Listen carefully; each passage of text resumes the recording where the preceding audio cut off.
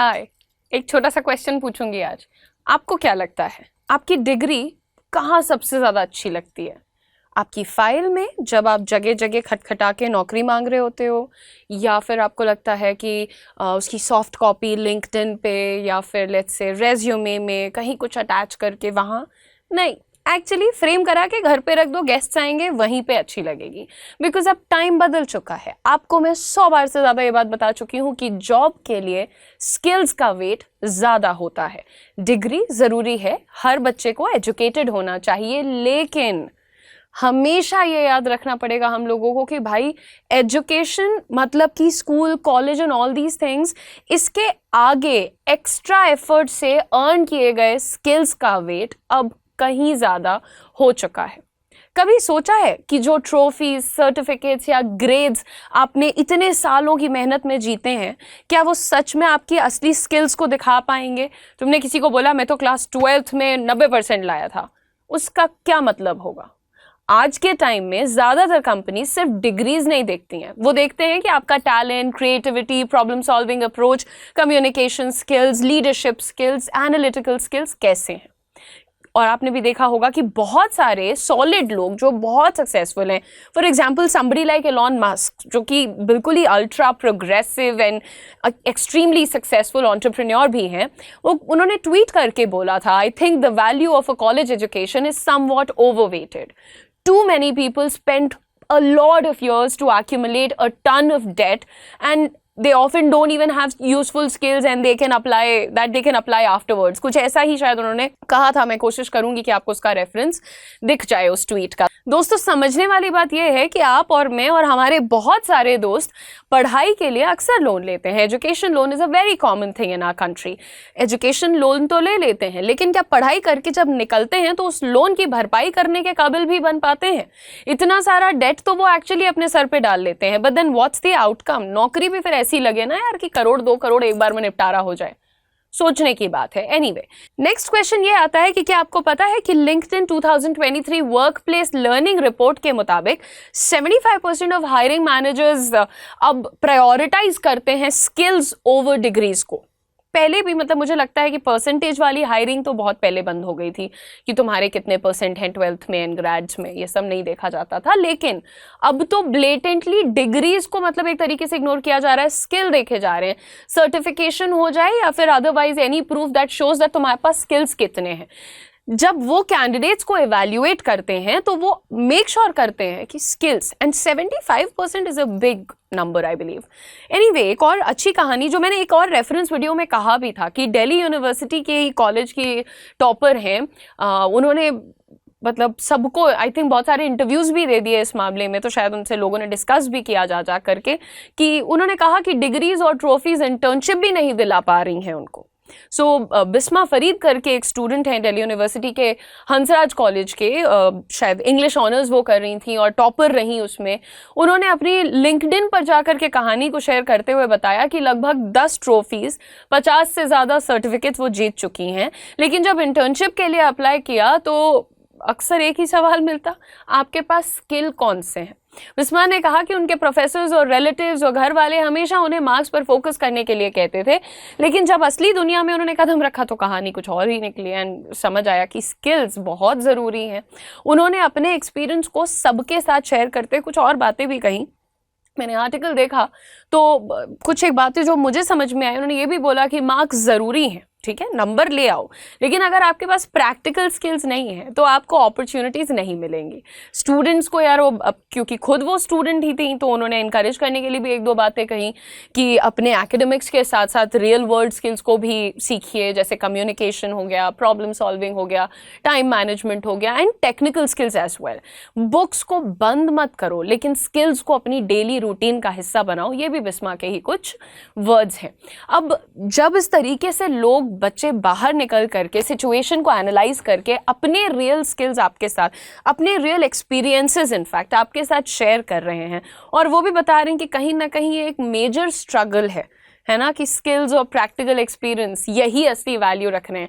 तब बाकी बच्चों की भी आंखें खुलती हैं। क्योंकि आप खुद सोचिए कि आप पूछिए अपने ही भाई बहनों से, जैसे अगर आप सरकारी नौकरी की तैयारी कर रहे हैं तो जो बच्चे नहीं कर रहे हैं उनका क्या तरीका है, how are they basically getting a job, फिर वो बताएंगे आपको कि असली स्ट्रगल क्या होता है। ठीक है, शार्क टैंक 2023 के एक सर्वे के हिसाब से 10 में से 8 इन्वेस्टर्स, जिसमें अनुपम मित्तल और मार्क क्यूबन जैसे बड़े बड़े नाम भी हैं, वो कहते हैं कि स्टार्टअप को फंड करते वक्त फाउंडर्स डिग्री नहीं बल्कि उनके लिए सबसे इंपॉर्टेंट स्किल्स और विजन को देखते हैं। सिंपल वर्ड्स में कहें तो आइडिया और एग्जीक्यूशन मैटर करता है। Degrees are really not the most important thing anymore. Shark Tank India के ही अनुपम मित्तल एक इंटरव्यू में रिसेंटली कहते हैं कि बिजनेस की जो दुनिया है उसमें बड़ा बनने के लिए आदमी को ये नहीं कि भाई हमने बड़े बड़े डिग्रीज कलेक्ट कर लिए। 2 कोर स्किल्स की उन्होंने बात की है। एंड 2 कोर स्किल्स में उन्होंने ये नहीं कहा कि तुम IIM से MBA कर लो या फिर IIT चले जाओ, ये नहीं कहा। उन्होंने क्या कहा, उन्होंने 2 स्किल्स के बारे में बात करी, जिसमें से पहला स्किल है सेल्स। सेल्स हम जैसे ही मेंशन करते हैं, राइट, कितना भी मेहनती इंसान होता है, इंटेलिजेंट इंसान होता है, वर्कहोलिक होता है, हर चीज़ सही है, सेल्स वर्ड आते ही हर इंसान कतराने लगता है। They tend to avoid this at any cost. मैं तो अपने स्टूडेंट्स को देखती हूँ, मैं कई बार उन लोगों के लिए सेल्स में जॉब अपॉर्चुनिटी लेके आती हूँ। बच्चे कहते हैं कि कुछ भी कर लेंगे, सेल्स की नौकरी नहीं करेंगे, बड़ा प्रेशर होता है। But dude, how are you going to survive? अगर आप सेल्स की अपनी स्किल को अच्छा नहीं कर रहे हैं तो कल को आप किसी और के लिए जॉब तो छोड़िए, आप अपनी कंपनी, अपना बिजनेस भी करने जाएंगे तो कैसे करेंगे? कोई एक ऐसी कंपनी बता दो आप मुझे जिसमें सेल्स की जगह ना हो, या जो बिना सेल्स के चल रही हो। सेल्स की तो ज़रूरत है ना। सेल्स अपने आप में एक आर्ट है। ये जो अपना आइडिया आप लेकर के आते हैं, अपनी सर्विस या प्रोडक्ट, लोगों को कन्विंस करते हैं, उनको कन्विंस करते हैं कि आपको ये चाहिए, इसकी ज़रूरत है। Mastering the art of selling is absolutely non negotiable. मैं नहीं कह रही आप लोगों से कि आप तुरंत जाओ और कोई सेल्स की नौकरी पकड़ लो, but you should always work on enunciating maybe the idea, that idea in our head, no, कि सेलिंग का जो आइडिया है उसको दोहराओ अपने दिमाग में। तो मत करो सेल्स की नौकरी, बट तुम किसी को कन्विंस कैसे करोगे, किसी के साथ तुम नेगोशिएट कैसे करोगे, किसी को तुम परस्यूएड कैसे करोगे अपनी बात के लिए? small little practice, that can really take you a very long way. There are simple certification courses जो कि आपको 10 घंटे, 20 घंटे, 15 घंटे की टीचिंग्स देते हैं, जिसमें कि आप अपने सेल्स के स्किल्स पर काम कर सकते हैं। सेल्स के लिए यार कन्विक्शन प्लस कम्युनिकेशन, ये आपको सक्सेस दिला सकता है।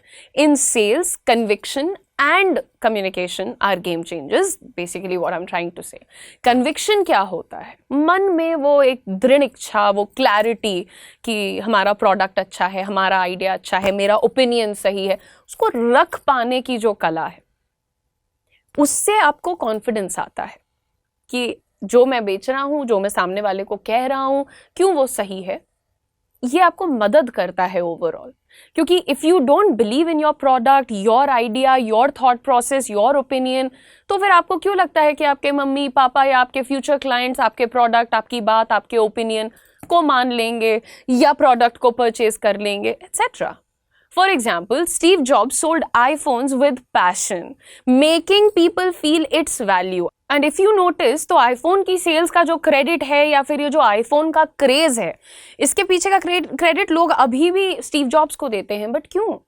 ऑफ कोर्स फीचर्स वगैरह तो उस फोन में बहुत स्ट्रॉन्ग और बहुत सारी चीज़ें थी, लेकिन the way that man sold the idea of an iPhone, that if you do not have an iPhone you are not relevant, those kinds of skill we are talking about. And वो skill एक दिन में नहीं आता, एक साल में नहीं आता, बहुत सारे लोगों को तो कई जन्मों में नहीं आ सकता। Sales is not to think कि भैया हम सेल्स की नौकरी करेंगे इसलिए हम सेल्स के स्किल पे काम कर रहे हैं। आप कोई भी फील्ड में काम कर रहे हो, अगर आप सेल्स के स्किल को मास्टर कर ले गए अपने, आप हर फील्ड में सबसे आगे रहोगे। आप लोग ज़्यादातर जो आपके CEOs हैं, सीनियर लेवल पर्सन्स हैं बड़ी बड़ी कंपनीज में, उनका बैकग्राउंड चेक करो, सब कहीं ना कहीं सेल्स की फील्ड से निकल के आ रहे हैं। सब आपको जब सेल्स के बारे में बात की जाती है ना दोस्तों, दो चीजें देखो, सेल्स में बंदे को क्या प्रूव करना होता है, नंबर दिखाना होता है ना, हमने 10 लाख 1 करोड़ 4 करोड़ की सेल कर ली। दूसरा, सबको पता है सेल्स के अंदर स्ट्रेस बहुत है, और जो बंदा ये दोनों चीजों को पार कर लेता है कि नंबर भी ले आके दिखा देता है और स्ट्रेस भी हैंडल कर लेता है, सीधे लीडरशिप मटेरियल है। सबको पता चल जाता है कि भाई ये तो लेवल ही डिजर्व करता है लीडर्स वाला। तो इसलिए यहाँ पर मेरे ख्याल से अनुपम मित्तल और ऐसे बहुत बड़े नाम जो हैं वो सेल्स के स्किल के बारे में बहुत खुल करके बात करते हैं। अच्छा दोस्तों, सेल्स का ही एक पहलू होता है communication, clarity plus persuasion. A lot of people don't know how to talk. मैं आपका एग्जांपल लूंगी यहाँ पर। अगर आप इस तरीके के एक पारिवारिक सेटअप से आ रहे हैं जहाँ पर आपको लगता है कि मम्मी पापा आपकी बात नहीं सुनते या आपको सपोर्ट नहीं करते या आप जो करना चाहते हो आपको करने नहीं देते, ये सारी चीज़ों की जड़ कहाँ है? आपकी कम्युनिकेशन स्किल्स में है। जो समझदार बच्चे होते हैं वो अपनी बात माँ बाप को बता भी देते हैं और वो अपनी बात मनवा भी लेते हैं, और साथ ही साथ मम्मी पापा उनको ट्रस्ट भी करते हैं। पर बहुत सारे ऐसे लोग होते हैं जिनको एक्चुअली कम्युनिकेशन का सी भी नहीं आता है। वो अगर बात करने जाते हैं तो या तो वो रोने लगते हैं, या तो डिस्प्यूट हो जाता है, या तो सामने वाला उनकी बात को समझ ही नहीं पाता है। Please understand that you have to work on your communication skills every time. Communication skills definitely form a big part of your sales skill, but at the same time communication is very important for your daily life. Complex ideas को simplify कर देना यही skill है। Understand? Shark Tank pitches जो होते हैं, आप देखो सब लोग Shark Tank देखते हो ना, और बड़े इंटरेस्टिंग तरीके से लोग अपने बिजनेस आइडियाज़ को पिच करते हैं। लेकिन तुम देखो 30 सेकंड के अंदर अंदर लिटरली उन लोगों को सारे इन्वेस्टर्स का ध्यान अपने ऊपर खींच लेना होता है। कैसे करते हैं वो? ये जो स्किल होता है ना, इसी को स्टोरी टेलिंग बोलते हैं। और ये आप जब कम्युनिकेशन और स्टोरी टेलिंग का कॉम्बो तैयार कर लेते हैं ना यार, आप बहुत बड़ी बड़ी प्रॉब्लम सॉल्व कर ले जाते हैं। There is a very simple pro tip. एक आपका जो वीक कन्विक्शन होता है वो क्या क्रिएट करता है आपके, अगर आप खुद ही किसी मुद्दे को लेकर के श्योर नहीं हो, आपके अंदर वो कन्विक्शन नहीं आ रहा है, हर बंदा आपको डाउट करता है, चाहे वो आपका कस्टमर हो जाए, क्लाइंट हो जाए, आपके घर वाले हो जाए, आपके दोस्त हो जाए, आपके टीचर्स हो जाए। मैम मुझे लग रहा है ना कि मैं इस बार ये वाला एग्जाम भी दे देती हूँ। क्या है ये? This is absolutely weak, right? तो पुअर कम्युनिकेशन ये इसी का नतीजा होती है। People don't understand you. ये जब आप वीक कन्विक्शन, पुअर कम्युनिकेशन ये सब लेकर के जाते हैं तो ना तो लोग आपको एंटरटेन करते हैं, ना तो जो आपके मन में एक डिजायर्ड लेवल ऑफ इम्पोर्टेंस है, जो आपको चाहिए अटेंशन, वो भी नहीं मिलता है। Getting my point? तो इसीलिए मैं हमेशा अपने स्टूडेंट्स को बोलती रहूँगी यार कि भाई कम्युनिकेशन, निगोसिएशन, ओवरऑल सेल्स का स्किल, इन सब पे काम कर लो। अच्छा, अनुपम मित्तल जी ने जो दूसरे स्किल के बारे में बात करी, वो स्किल का नाम है टू बिल्ड, यानी हर बार गिरने के बाद उठना और दोबारा ट्राई करना और बिना गिव अप किए बिल्ड करना। उनके हिसाब से बिल्डिंग का मतलब सिर्फ मेकिंग, बनाना, क्रिएटिंग नहीं होता है, बल्कि एक प्रॉब्लम को इतनी डीपनेस, इतनी डेप्थ के साथ, इतनी शिद्दत से समझना होता है कि आप उसके सोल्यूशन में पूरे डूब जाओ। बंदा खत्म हो जाता है। एक हमने प्रॉब्लम समझी और उसको, भाई तुम सोच के देखो, जोमैटो वाले बंदे ने जब सोचा होगा, दीपेंद्र गोयल ने सोचा होगा, कि सीनियर आदमी, ऐसे नाम नहीं लेना चाहिए, कि जब मिस्टर दीपेंद्र गोयल ने सोचा होगा जोमैटो के बारे में, तो क्या रहा होगा आइडिया सिर्फ इतना था कि लोगों को घर पे खाना ऑर्डर करना होता है, बार बार जाके लेना पड़ता है, राइट? लेकिन आज की डेट में क्या multiple features, multiple, I think it's a variety. क्या नहीं मिल जा रहा है जोमैटो पे आपको? 30 मिनट में खाना, बिस्तरों पे 20 मिनट में खाना, ब्लिंकिट में 10 मिनट में सामान, उसी में आपको चाय के लिए अलग, नाश्ते के लिए अलग, आधा पका खाना, आधा कच्चा खाना, फ्लैश सेल आ जा रही है, कूपन्स मिल जा रहे हैं, कॉन्सर्ट्स कंडक्ट हो जा रहे हैं। ये होती है डेप्थ। अगर आप लोगों को एक अच्छी केस स्टडी पढ़नी है तो मुझे तो लगता है जोमैटो पर जरूर ध्यान दीजिएगा। उसके बाद से, क्योंकि लोगों ने रेप्लिकेट किया है, to be very honest, give credit wherever it's due. अच्छा, जब सब लोग कह रहे होते हैं ना कि तुम गलत डायरेक्शन में जा रहे हो, तब भी चुप होकर के काम करते रहना, ये ग्राइंड होता है, ये इसी को हसल कहते हैं। जब building something as a skill की बात आती है तो 0 to infinity की जो जर्नी है ना, इसको समझना जरूरी हो जाता है। ये इस फ्रेज को समझते हैं थोड़ा सा यहाँ पर कि 0 to infinity क्या है। जैसे पहला फेज जो होता है वो होता है फेज 0 to 1, आइडिया को रियलिटी बनाना, मतलब एक नई सोच को उसका पहला वर्जन देना। इसका फोकस एरिया है कि आइडिया को बेसिकली वैलिडेट करा लो, यानी प्रूफ ऑफ कॉन्सेप्ट बना लो एक, है ना, और पहले 10 कस्टमर्स से फीडबैक ले लो। यही होता है प्रोडक्ट, शुरुआत में प्रोडक्ट है, मार्केट फिट है, एटसेट्रा। आगे दोस्तों, लगभग 90% स्टार्टअप्स जो है ना इसी फेज में फेल हो जाते हैं ब्रो। उनको किसी ने आके बता दिया कि ये अच्छा नहीं है, प्रोडक्ट की डिमांड उतनी नहीं है, तुम्हारा एग्जीक्यूशन वीक है, सारे निकल जाते हैं यहाँ से। ओला, अगर हम एग्जाम्पल देना चाहें तो ओला की शुरुआत 2010 में भाविश अग्रवाल ने की थी, जब उन्होंने एक रोड ट्रिप एक्सपीरियंस के दौरान टैक्सी सर्विस की प्रॉब्लम्स देखी थी, राइट। उन्होंने बैंगलोर में सिर्फ 2-3 कैब्स के नेटवर्क के साथ ओला लॉन्च की।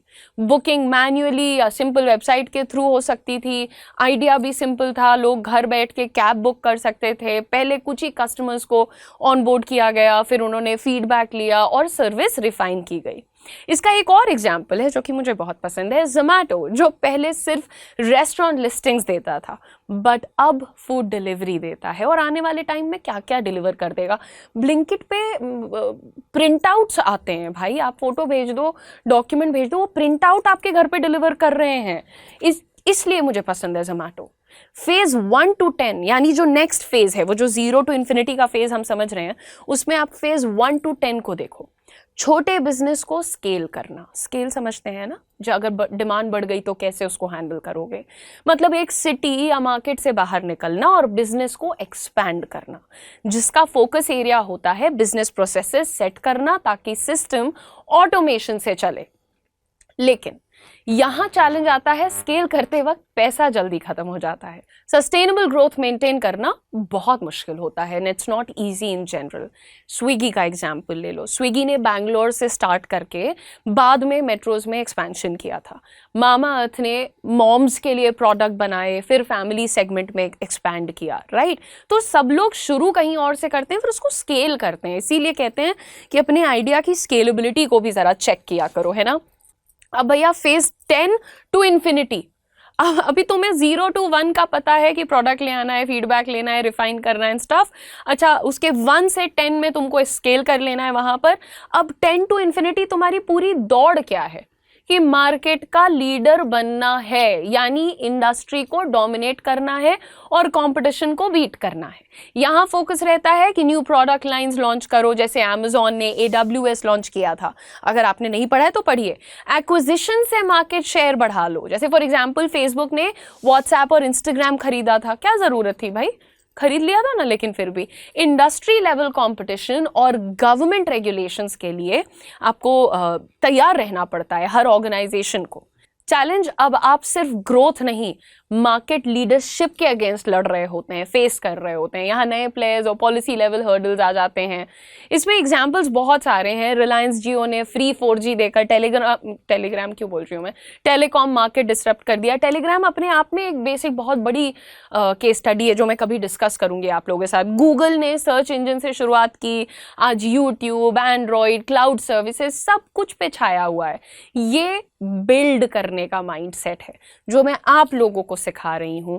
एक हार्वर्ड की कंडक्टेड स्टडी है, द इमर्जिंग डिग्री रीसेट। 2022 में बताया गया कि 2017 से 2022 के बीच एम्प्लॉयर्स डिग्री रिक्वायरमेंट्स कम करके 46% of middle skill roles and 31% of high skill roles की अपॉइंटमेंट कर रहे हैं। For example, in companies like Apple, Google, IBM, no longer require, they basically don't look for degrees, and for many tech roles also. Understand that कि take roles में भी अगर वो कोशिश कर रहे हैं कि हम डिग्रीज को एलिमिनेट कर दें, then it is really a major shift. वहीं वर्ल्ड इकोनॉमिक फोरम के फ्यूचर ऑफ जॉब्स 2023 रिपोर्ट के हिसाब से दुनिया भर में हायरिंग का तरीका बदल रहा है। 2025 तक लगभग 50% एम्प्लॉयज को रीस्किलिंग की जरूरत पड़ेगी, जो मैं अभी से समझा रही हूँ, यानी नए स्किल सीखने होंगे ताकि वो अपनी जॉब में रेलेवेंट रहें। पिछली बार मैंने वीडियो में ये भी कहा था कि भाई नौकरियां पूरी की पूरी गायब हो जाएंगी अगर आप अपने आप को अपडेट नहीं कर रहे हो। तो अब के जो एम्प्लॉयज हैं वो ज्यादा इंपॉर्टेंस दे रहे हैं आपके मेजर स्किल्स को, आपकी अडेप्टेबिलिटी को, आपके प्रॉब्लम सॉल्विंग एटीट्यूड को। डिजिटल स्किल्स को, जैसे प्रैक्टिकल एबिलिटीज जो आपके हैं जितने भी, उन सबको। डिग्रीज होने से काम नहीं चलेगा। एक इंटरेस्टिंग स्टैट आपको बता देती हूँ यहाँ पर कि 64% जेनजी प्रोफेशनल्स कहते हैं कि उन्हें सर्टिफिकेशंस और शॉर्ट कोर्सेज ज़्यादा पसंद हैं ट्रेडिशनल डिग्रीज के कंपैरिजन में। कौन 4 साल बैठ के पढ़े? ये बच्चे सब फास्ट हैं, और फास्ट हैं भैया तो इनको बहुत जल्दी जल्दी हर चीज़ चाहिए। आज के जॉब मार्केट में स्किल्स ऑलमोस्ट सब कुछ बन चुके हैं, लेकिन क्या हमारा करिकुलम भी यही फॉलो करता है? इंडिया के एजुकेशन सिस्टम का अगर हम नेशनल एजुकेशन पॉलिसी 2020 के बारे में बात कर लें, उसके स्ट्रक्चर पर जो बेस्ड हैं, यानी 5+3+3+4 का मॉडल जो है वो इंट्रोड्यूस किया गया। 5 साल का फाउंडेशनल स्टेज, 3 साल का प्रेपरेटरी स्टेज, 3 साल का मिडिल स्टेज और 4 साल का सेकेंडरी स्टेज। इस नए मॉडल का भी focus complete development, a very holistic development है, जिसमें सिर्फ मार्क्स नहीं, critical thinking, creativity, practical knowledge जैसे स्किल्स को भी इंपॉर्टेंस दिया गया है। स्टूडेंट्स को अब एक्सपीरियंशियल लर्निंग यानी कि सीखने के रियल एक्सपीरियंसेस मिलेंगे। पर एक बात बताओ कि ये जब अभी शुरू तो किया, नया मॉडल तो लेके आए, पर आपको क्या लगता है कि पूरे भारत में इस चीज़ को फैलाने में, पहुंचाने में कितना वक्त लगेगा? ओवरऑल डेवलपमेंट इंपॉर्टेंट है, ये हमारी सरकार भी समझ चुकी है। But yes, definitely because we are a big country with a lot of people, we do understand it's going to take time. बट अगर मैं आपको ये बात अभी समझा रही हूँ that work on your skills, 90 रुपए के लोग कोर्स कराते हैं, तुम 90 रुपए के कोर्स में से 9% भी कुछ सीख लोगे ना, तो भी तुम मुझे बाद में थैंक यू बोलोगे। लेकिन तुम लोग गलती क्या करते हो? गलती से तो तुम किताब खोलते हो, गलती से तुम एग्जाम देने जाते हो और गलती से तुम पास हो जाते हो। लिटरली ये चल रहा होता है बच्चों का। जो सरकारी एग्जाम की तैयारी कर रहे हैं उनके लिए मैं कभी कुछ गलत नहीं बोलती, बहुत हिम्मत चाहिए होती है यार, 3-3, 4-4 साल बर्बाद कर देना, बैठे रहना। जिनका 1 से 2 साल में निकल जाता है उनको मैं जेन्युइनली अप्रिशिएट करती हूँ। कुछ बच्चे 4-5 साल में भी निकालते हैं, कोई दिक्कत नहीं है, निकालो। लेकिन वो जो तुम्हारा टाइम बीत जाता है उसका तुम क्या करोगे, उसका हिसाब किसको दोगे, कब दोगे, ये मेरा एक सवाल ज़रूर रहता है। And as Elon Musk once said, I don't care if you ever graduated high school, what matters is can you solve real problems. और आने वाले टाइम में ये सवाल आपको भी पूछा जाएगा। मुझे फ़र्क नहीं पड़ता कि तुमने 10वीं पास की है या नहीं, literally. So please ask yourself, are you chasing a degree or building the skills that actually matter? Degrees might open a door, but only skills will keep you inside the room. Please remember this. Work on yourself, and if you want to work on your skills and become better and learn more and more practical skills, I would request you all to immediately check out our new initiative Career 24/7. Career 24/7 का YouTube channel भी आप checkout कर सकते हैं, हमारी website भी आप checkout कर सकते हैं, जिसका लिंक हमने यहाँ पर पेस्ट कर दिया है, पिन कर दिया है, let's say. Also, don't forget to subscribe to your channel.